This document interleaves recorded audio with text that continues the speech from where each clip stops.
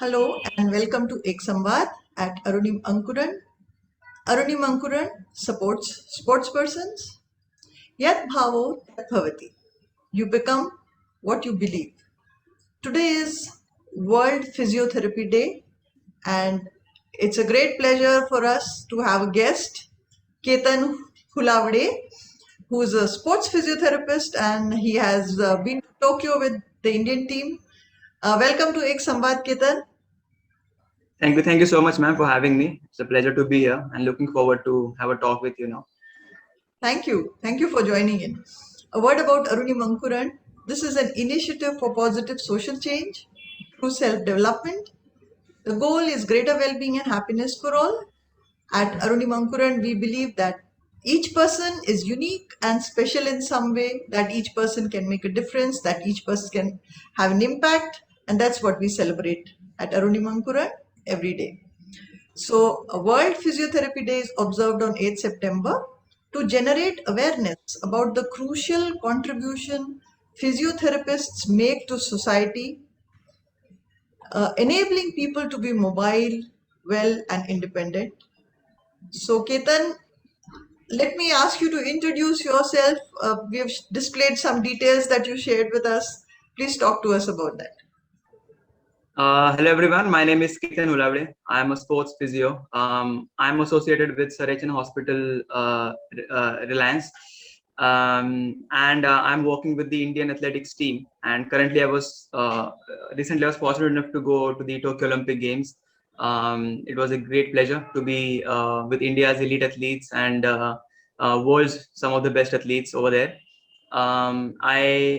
I had also worked at the World Relays, World Championships, as I think you can see on the screen. So before that, I worked with a football team that worked in the I League under 18 team. Apart from that, I've also worked in a hospital setup, also in a sports clinical setup.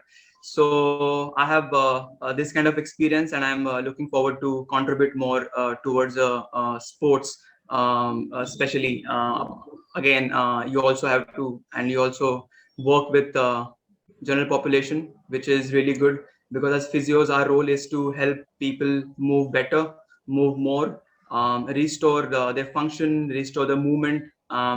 So this is something that I enjoy doing, and definitely looking forward to doing more and more such things.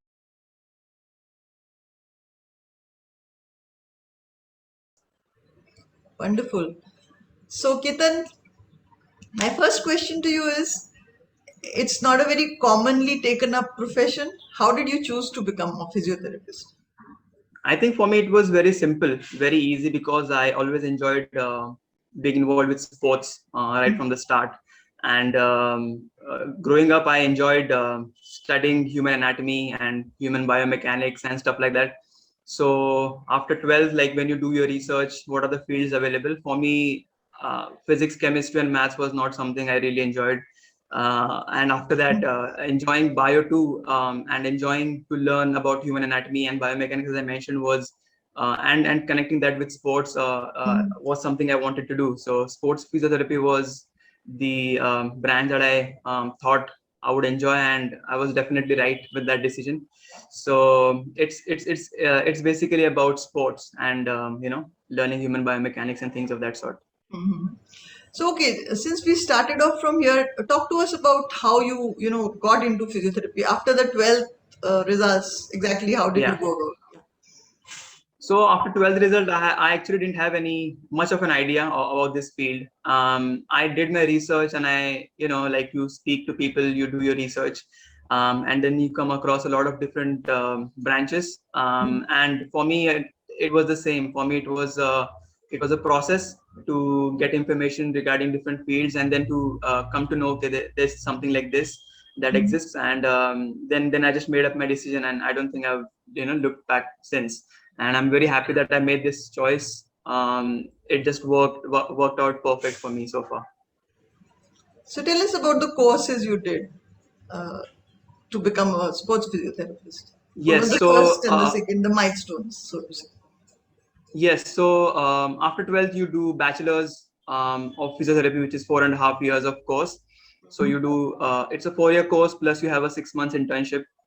So that's what I did, and I directly straight away started to work in the field of sports physiotherapy. Apart from that, again, you have a lot of different courses that you can do, regarding physiotherapy, whether it is regarding the biomechanics, whether it's regarding some treatment or rehab aspect of it. So I did those courses, and as I said, I just straight away dived into the field of physio and started working. And I had option, and as a physio, you have option to choose. There are multiple branches of physio. Basically, if you want to work with neuro, or whether it is musculoskeletal or sports or cardiopulmonary, there are multiple branches. So depending on what you enjoy and what group of people you want to work with, whether it is like a pediatric group or geriatric, or like there are multiple options based on which you can make a choice. So for me it was clear from the start. So that's what I continued doing, and yeah, that's my journey so far. This is so interesting. So, when you first got into it, what was one of your first assignments that you took up? First assignment after graduating? Ha. Yes. So I started working with a sports clinic. It was an internship. Basically, I wanted to get a taste of how things work in practical life, practical world out there. I mean, you're studying in college and you're giving exams, and that's a different world. But what's happening out there is something different. So for me, I worked with the with the Live Active Sports clinic in Mumbai. So that was my first experience. Then I went and worked with the football team, as I mentioned, with which played in the under 18 I League. So that was my another second experience, because I wanted to get on field and I wanted to work with the footballers, because watching the sport as a fan, I always was excited to see what exactly happened 24/7 with the athletes, how they prepared for the games and how they manage their fitness and things of that sort. So I always wanted to work with the athletes, so started working with that. I also started working at Sir H.N. Reliance Foundation Hospital, as I mentioned earlier. And after that, I worked over there for almost a year, I guess. And then from there, I got an opportunity to work with Indian athletics team. So was really fortunate enough to get that opportunity. And I think it's been last 2.5 years that I've been working with the athletics team. And in that time frame, we have obviously Tokyo Olympics was the epitome. It was one of the major competitions. Apart from that, we've been to Japan in 2019 earlier for the World Relays competition. We've been to Doha twice in 2019 again for Asian Championships and World Championships. And in 2019 itself, we had gone to a few countries in Europe for some training and some local competitions over there, like Poland and Czech Republic, for example. So it's been great to work with the elite athletes, with such a professional group of athletes, and to kind of experience this life that I wanted to experience. And it's been great so far, professionally as well as personally, to develop as a person. So, let's start talking about the basics. What is Yeah. physiotherapy and who needs it, and what is your role? So physiotherapy, as I said earlier, the physiotherapist help people to move better and to restore their function. So it could be anything.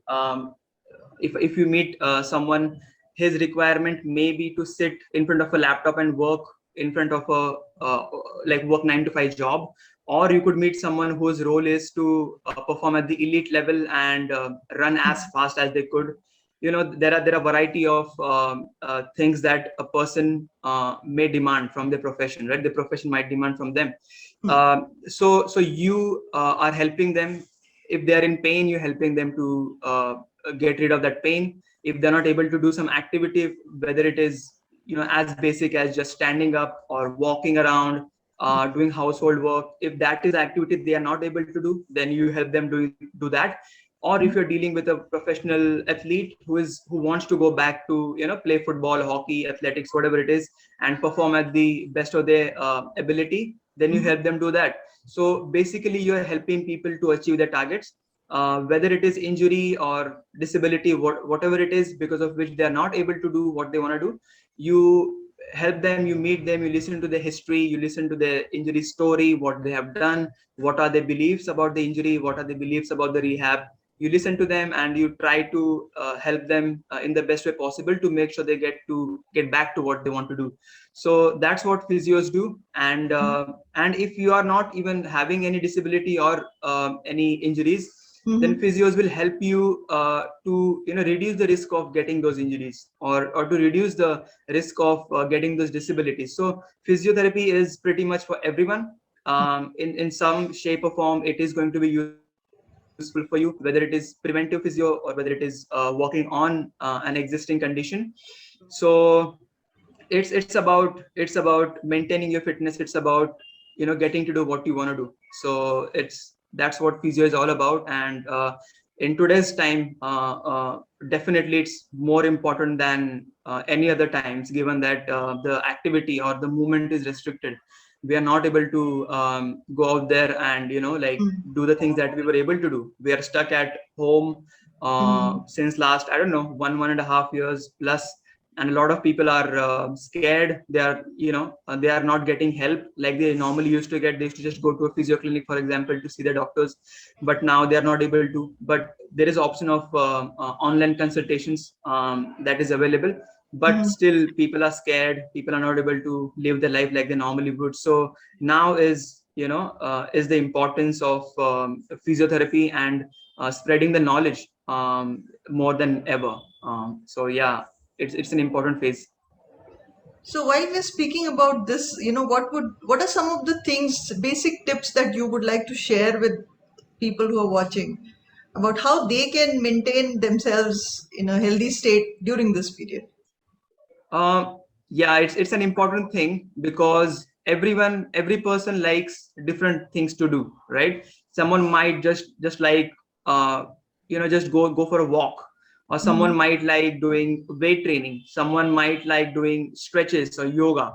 So the important tip would be to just ask yourself what you like enjoying, and then the option of you actually getting that done increase, right? So it's that simple. Like you have to just start, and you have to do just start doing some activity, whether it is a 15-20 minutes just basic body weight training that you do at your home, or it is just doing skipping, or just doing some weight training if you have some weights in your room, or just wearing a backpack and just putting some bottles, some water bottles in your bag, and just start doing some squats, whatever it is. Like the important part or the important tip is to just start doing something. Like you don't have to do a 2 hour or 3 hour workout every day. Even if you manage to do like a 20-minute 25-minute workout session, no matter what it is, it is going to be helpful. And it's not going to help you only physically, because exercise actually will make you feel happier because you sweated it out and you did some activity. You burned some calories, and you just feel active after like doing some sort of activity. So it's important to just get started and do something that you enjoy. So Ketan, when we speak about weight training, is it something that is age specific? How young a uh, child can start doing weight training, for example? Well, you can start doing weight training, but it's important how much you do, how frequently you do. And when you're doing weight training, it's important to gradually overload. So if you want to get stronger, the simple principle is to start loading. So if you're doing like a 5 kg dumbbell, and if you're doing a biceps curl, if you want to get stronger, you eventually want to go 5 to 6 7 8 9 10, right? But if you directly jump from 5 to 15 20, that will be maybe a little bit of an overload.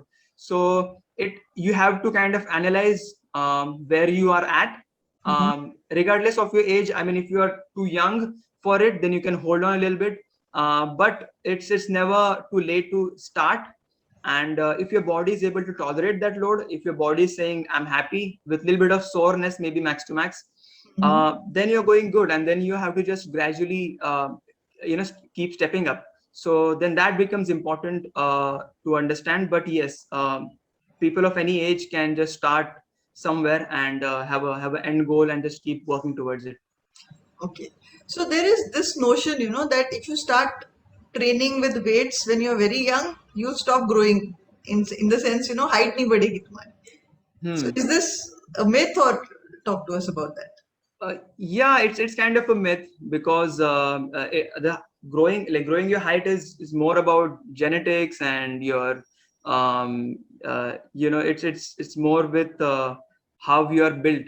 Mhm. Basically, if you're Mhm. doing weight training, you will increase your muscle strength, your muscle power, but it will not really affect the way you are growing in terms of your height. So that's kind of a myth, that people say that you should not do weight training, Mhm. otherwise this thing will happen, that thing will happen. It's said very commonly, but there's not that much of fact behind it. So you can start doing weights, not a problem, but it has to be monitored well. So let's see, when there are sports persons, injury is a part of the thing. Anytime anybody can get injured. So what are some of the Absolutely. first few things that as an athlete or any sports person for that matter should keep in mind? It's an important question, because a lot of athletes make mistake while progressing with their weight training, Mhm. because load management is something that a few athletes get wrong. Load management is basically you, whatever it is, if you're talking about a weightlifter, or if you're talking about a swimmer, or if you're Mhm. talking about a 100-meter sprinter, they have to increase their workload, whether Mhm. it is running on track or what workout you're doing in the gym. It has to be progressed gradually, and then the body will eventually adapt to that load, and it will be happy to take that load. But if you are too sudden to increase the load or decrease the load and then again increase the load, if that kind of sudden changes in the load are happening, then you're more prone for getting injuries. So we have to educate our athletes better for the load management, and we have to educate the athletes more on physio rehab also, I would say, because sometimes what happens is someone might get an injury, and then they rest it out for some time, as you suggested normally. And Mhm. after resting it out, the normal tissue healing will happen, Mhm. and the pain will kind of go down. And that is the point when athletes might feel that, okay, the pain is gone now. Now I'm ready to again Yes. go all out. Mhm. And that is the time you get another injury. Mhm. And then that is the problem, because then it kind of becomes a cycle, and you kind of keep getting injuries again and again. So you have to stop when you get injured. That's important for a period of time. Mhm. But you have to start loading the muscle again, because the time where you did not do anything, you were resting, your muscle strength and your overall conditioning went down. So you have to start working on your overall fitness, overall strength and conditioning, build it up, and then you start to gradually go back to your sport and not just suddenly start it. So we have to make sure we are doing these phases right. Like, there is injury, then there is a phase of brief offloading, and then there is a phase of rehab, and then you kind of see if you have fulfilled the criteria to go back to your sport. Right. There are certain tests for each injury, or at the end of each rehab, and then you kind of go back to your sport gradually. So we have to make sure these steps are followed, and we are not just jumping from step 1 to step 4, for example, right? Mhm. So you just said that there are some tests. So those tests are designed to do what? So those tests are designed to see if you are prepared to go back to a sport, essentially.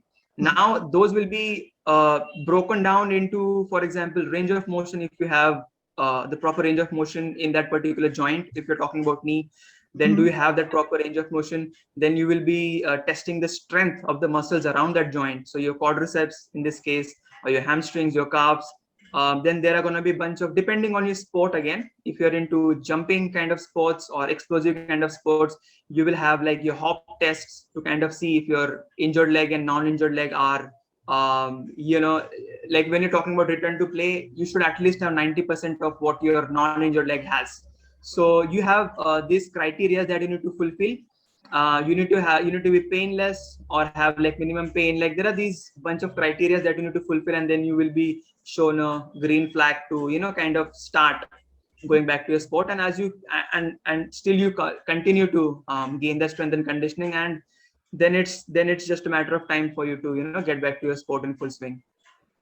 So what you're saying, Ketan, is that it's quite a scientific process and it's involves a lot of precision and measurement and so on, right? So Absolutely, okay, absolutely.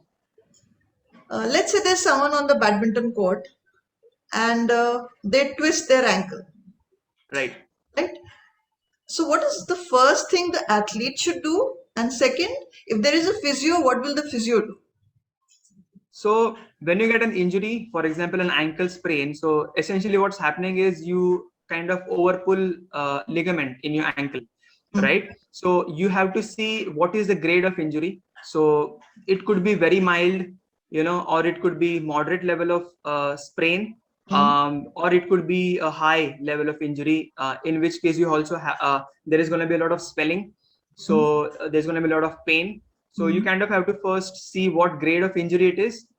That kind of will decide what kind of management you have to go ahead and take. Mhm. Also, you have to rule out any of the red flags. If you're having tenderness on the bone, you may have to go ahead and just get a X-ray done to Mhm. see whether it is just a ligament injury, or are you having some bone injury over there.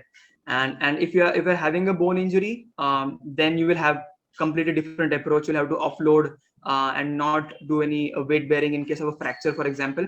So it's important to do a thorough assessment and kind of see what grade of injury it is, which will ultimately define your management for it. And for every sport, it's a slightly different guideline. Or, like for example, basketball, badminton, they would be very different for the athletes. The kind of suggestions and tips that you would be giving them. I would say in the earlier phase, it's going to be similar. In the acute phase is going to be similar, but when you are at the end of your rehab, then your rehab is going to be sport specific.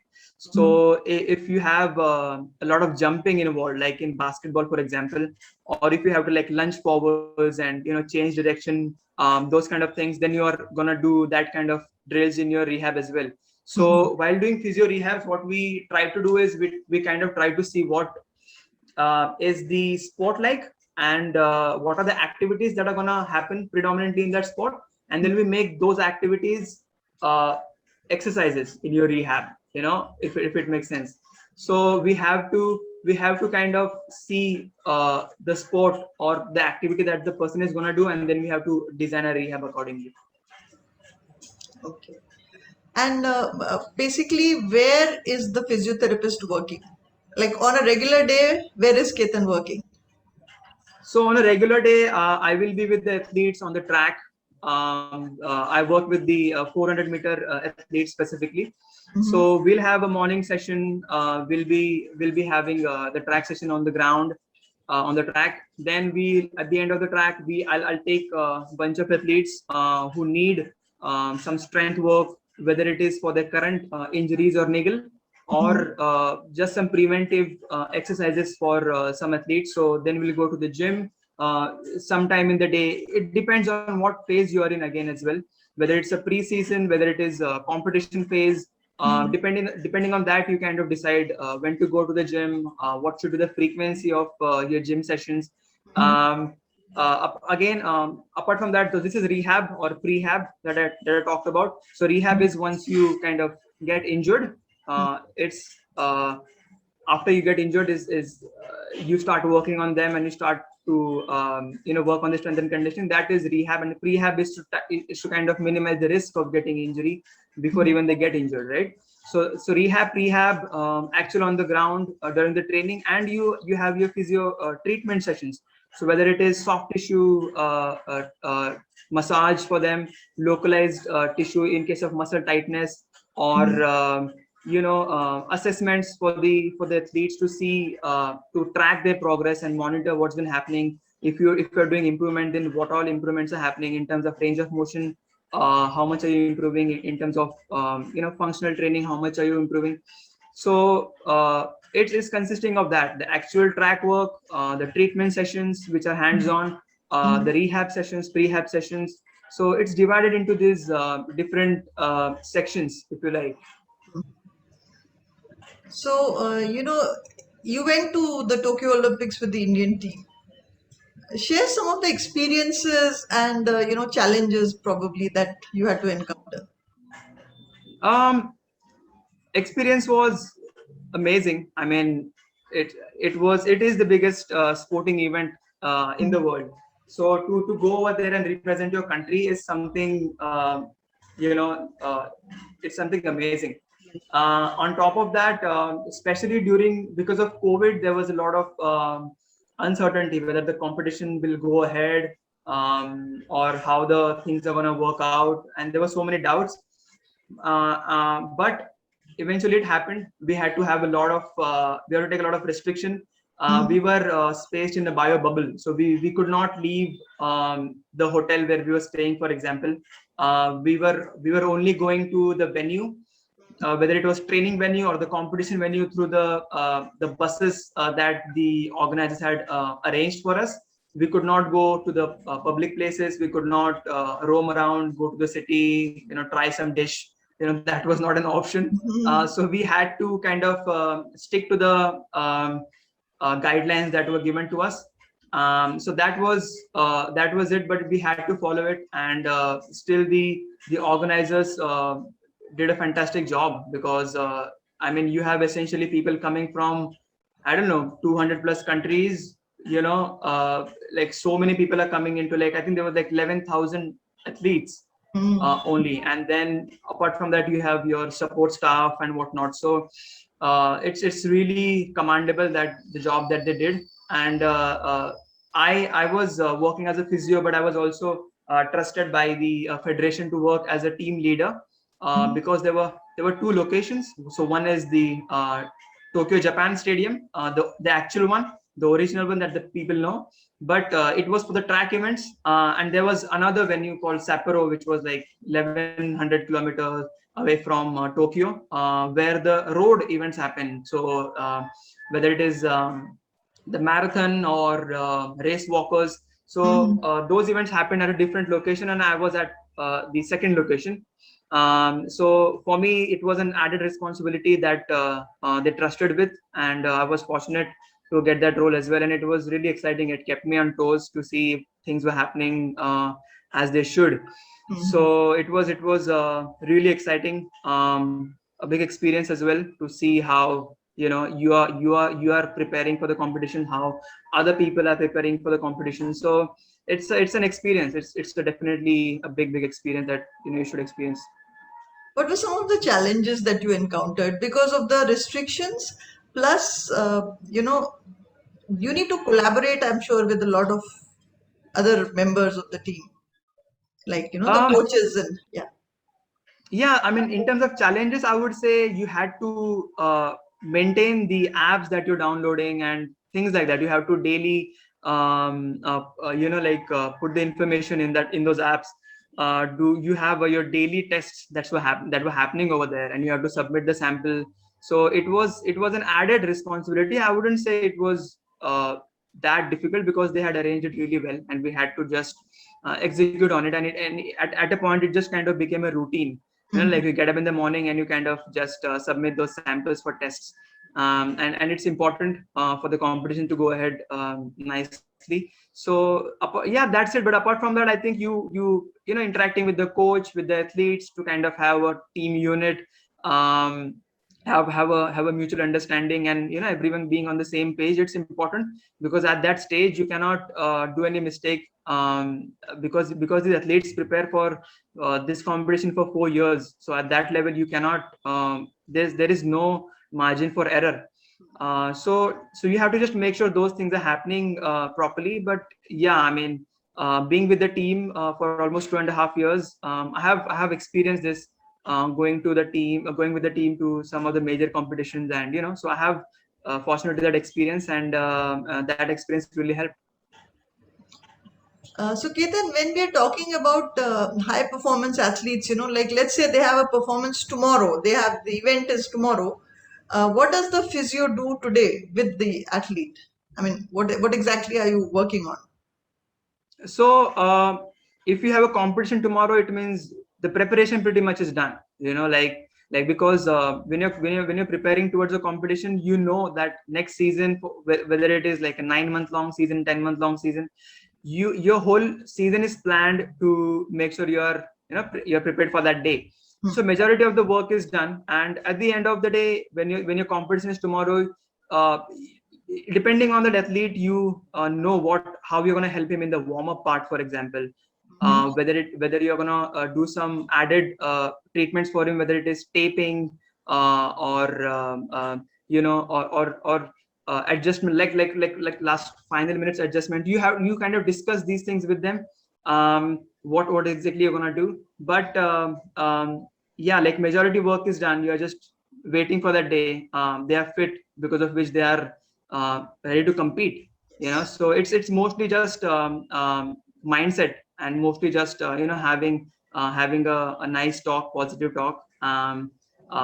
They minus one is basically they go to the track and just do a little bit of warm up, because you have an important competition tomorrow. You have to go all out tomorrow. So day before competition is just going to the track, feeding yourself, just having a conversation how they're feeling, and whether they're feeling tight with some muscle, or like have a quick like a soft tissue or whatever it is. Like you just have this small conversation, and then you're ready to go the next day.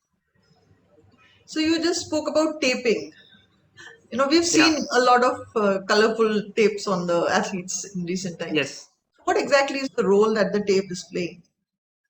Well, the tape, it's the principle of taping says it's kind of supports, it's kind of helps to reduce the pain, but the research doesn't really say so. But Mhm. it some of the athletes may feel good, whether it is placebo effect or whatnot, Mhm. and some might just feel that they feel better with it. So in sports, you kind of have to use everything that can give you that added advantage. So even though there's a lot of techniques Mhm. that claim that they do so many things, but they don't really research wise. So we say that it supports the joint, it helps to reduce the pain, but end of the day, in some cases it can be helpful, whether it is to kind of reduce the swelling. You kind of put it in a compressive manner to kind of push the swelling away and stuff like that. So you can use it to give some added support and make the athlete feel that they're having some added protection, basically. So, what are some of the 4 or 5 major tools in your kit as a physiotherapist? um I work with athletics team, right? So uh, when the athletes kind of go after the warm up, they are gone. It's not like football uh, uh, uh, sport, for example, in which you'll have multiple things in your Mhm. kit that you can use during the game. When you're talking about athletics, like within seconds, whether it is a 100-meter race, then like within 9, 10, 11 seconds it's finished. If 400-meter, 45, 46 seconds, and it's done. So it's everything is before the warm up. So I'm gonna have a lot of resistance bands that are gonna help them in the warm up, or the loop bands, super bands that we have. Then I'm gonna have tapes, whether it is the stretchable, the kinesio tape, or the rigid Mhm. tapes. So mostly that, those are there. But apart from that, you have your first aid in your kit as well, that you can use if the need is there. So Mhm. your scissors, your tapes, an ice pack in case it's required, and the resistance band to help them in their warm up or cool down. So that's Mhm. what we have, and we have a treatment table that we use pitch side, to Mhm. make sure we have a place for the athletes to lie down and comfortably do the procedure that we Mhm. want to do. Mhm. So, are you allowed to share which athletes you work with? Yeah, I work with the 400-meter team, essentially. So during Tokyo Olympics, you may have seen 4x400 mixed relay and 4x400 men's relay. So I essentially work with the boys. I mean, we all work together, and that's how we go. During Tokyo Olympics, our boys team, the four boys that ran, Mohammad Anas, Non-Nirmal Tom, Amol Jacob, and Arokya Rajiv. These four athletes, they set the new Asian record during the Olympics. So that was something that shows that the boys did their work, and as a team, maybe we are on a right track somewhere. So that kind of sets you up for the next season. So right now I'm at home. I'm just enjoying my vacation with the family. But yeah, like we'll be preparing soon for the next season, and we have three major competitions coming up in the next season. One is Asian Games happening in China. We have Commonwealth Games happening in UK, Birmingham, and we have World Championships happening in the US. So those three competitions are there for the next season that we look forward to, and the preparations towards it shall start soon. Ketan, if there is a phase of training during which because maybe they are stretching themselves to the limit, the athletes or any sports persons can experience pain. So, what kind of pain is acceptable and what kind of pain is not acceptable? So normally the athletes have a higher pain tolerance compared to general population, right? What kind of pain? So the pains and niggles are going to be part of it, as we discussed earlier. But when you're not able to do your activity or your task to the maximum of your potential, and it's really affecting it, that is the point you can't go ahead of it. So small niggles are going to be there. Sometimes you have some tendon pains, for example, and then you do your warm up and they kind of vanish. That's how tendon injuries work. Before the warm up, the pain will be there. Then once you warm up, the pain will be gone. During the actual workout, there will be no pain or very minimal pain, and then after the cool down, the pain kind of reappears. So Yes. you kind of have to see if the pain is affecting their activity, and if it is bothering them to the level that they are not able to do, or it's bothering doing the activity, and then you kind of have to address it to kind of see and do your physio assessment to see what is the reason behind that particular injury, and what is the best way to tackle that. So that way we define the treatment and the rehabs to get rid of that pain, and then go back again. So, at what level of play, let's say for beginners, is there a role of physiotherapy even in the beginning, or are you mainly concerned with the high performance athletes? No. It's for every athlete who wants to play at any level, because injuries will happen if you are not prepared to do that activity. So no matter at what level you are playing, your body should be prepared to take the load that you're gonna experience. So even if you are playing at amateur level, you have to have certain strength and conditioning to make sure that load is taken care of. Otherwise, you'll end up getting more injuries in the season, which is definitely not the ideal case. So doing the analysis of your body, doing the analysis of your strength and conditioning, and to address it becomes important, no matter what level you are playing your sport at. So, what are some of your proudest moments so far? From your own Uh, experience, when you really helped an athlete and magic happened. Absolutely. I mean, I would say just to to have an opportunity to work with elite athletes is that's something that makes me happy, because as I said, my goal was to always work with sports. Like I always enjoyed sports growing up, and wanted to do something close to that. So to get to work with elite athletes after that, I think that itself is a treat.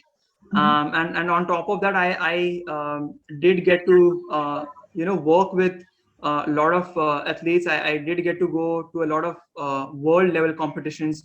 I got to travel a lot, which is something I wanted to do. So there are so many aspects like this. On a daily basis, I get to do what I always wanted to do. I mean, you can't get anything better than that, so that itself just fills me with joy that I'm able to do which I prepared for. And I was fortunate to go to the Olympic Games. I mean, if you are a sports physio, or if you are doing anything to do with sports, I mean, it's your dream to go to the Olympics. So yeah, just fortunate enough to do all of these things.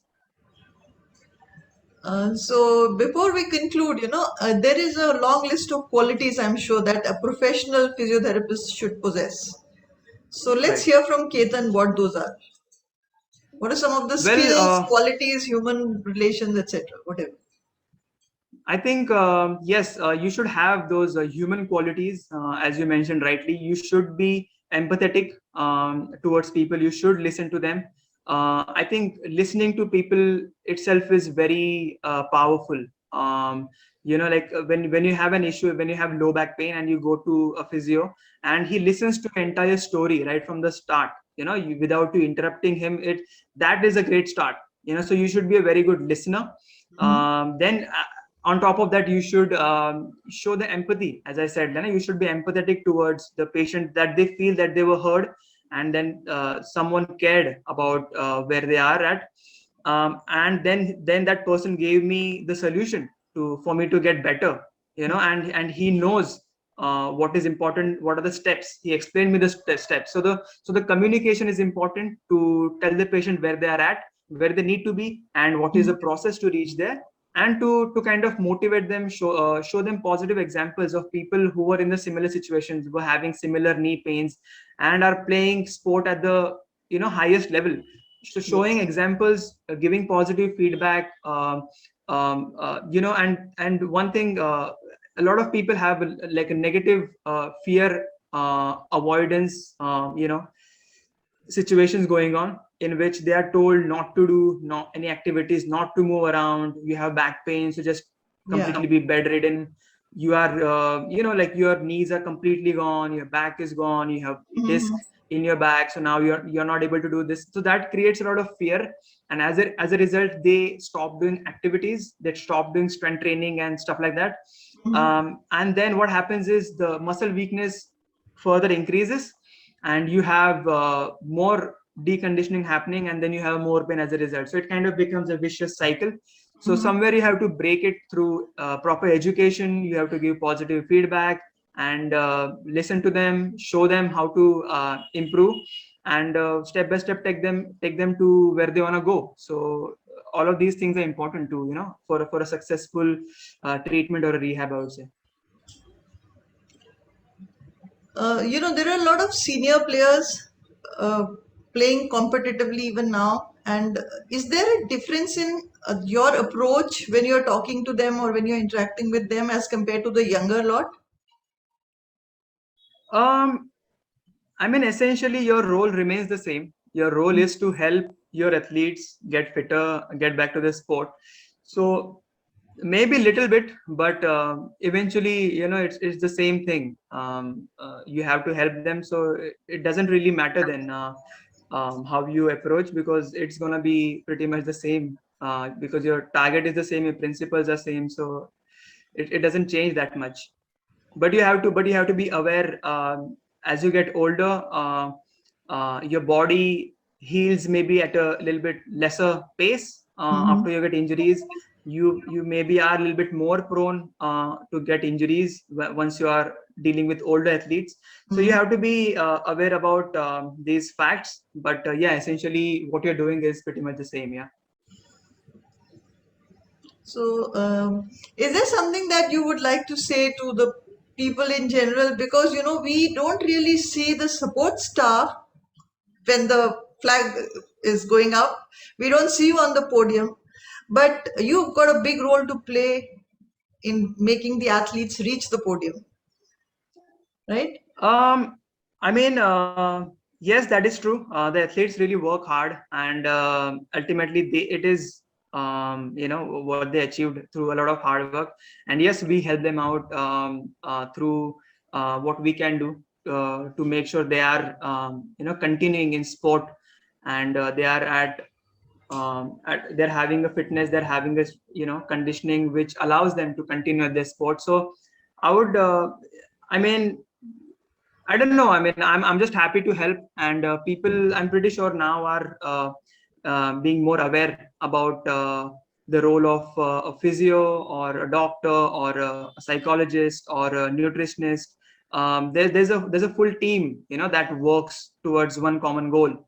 Hmm. So people are getting more and more aware about it, that it is not one man army, it's not a one person job. There's a role of a lot of different aspects. There are coaches, and as I mentioned, nutritionists and psychologists and physios, doctors. There are so many strength and conditioning coaches. There are so many people that work together as a team for a long period of time, and that's how that one target is achieved. So yeah, it's important that we have a team together that works together and gets the result that we need. And together everyone achieves more. So, Absolutely, without a doubt. Ketan, it was so wonderful talking to you. Thank you so much Likewise. for accepting the invitation to be on Ek Samvaad.